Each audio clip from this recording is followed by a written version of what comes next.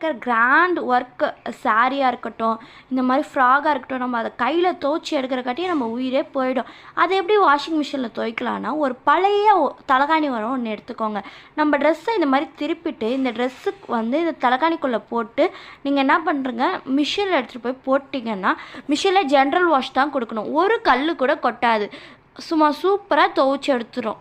உங்களுக்கு அழுக்கு போகுமான்னு டவுட் இருக்கும். நம்ம புது ட்ரெஸ்ஸை ரொம்ப அந்த அளவுக்கு நம்ம என்ன பண்ண மாட்டோம், அழுக்காக்க மாட்டோம். ஸோ நல்லாவே ஒரு ஸ்மெல்லோடு நல்லாயிருக்கும். அடுத்து நம்ம என்ன பார்க்க போகிறோம்னா, இந்த மாதிரி ஒரு கிராண்ட் சாரீ வந்து நம்ம பீரோவில் அடுக்கி வைக்கும் போது வேறு புடவையில் இருக்க சாயம் ஒட்டிக்கும். அப்படி இல்லைனா இதோட கல்லுங்க வந்து தேஞ்சு போயிடும். அந்த மாதிரி தேஞ்சு போகாத இருக்கிறதுக்காக நம்ம என்ன பண்ண போகிறோம்னா, இந்த மாதிரி பழைய டிஷர்ட் இருக்கும் எல்லார் வீட்லேயும் பசங்களது. ஸோ அந்த டிஷர்ட்குள்ளே வந்து நம்ம மடித்து அழகாக உள்ளே வச்சிட்டோம்னா அந்த புடவைக்கு எந்த ஒரு சேதாரமும் வராது. அதாவது கல் தேயதோ மற்ற புடவையோட சாயம் பிடிக்கிறதோ அந்த மாதிரி எந்த ஒரு ஃபால்ட்டும் வராது. நம்ம பழைய டிஷர்ட்டை இந்த மாதிரி கூட ரீயூஸ் பண்ணி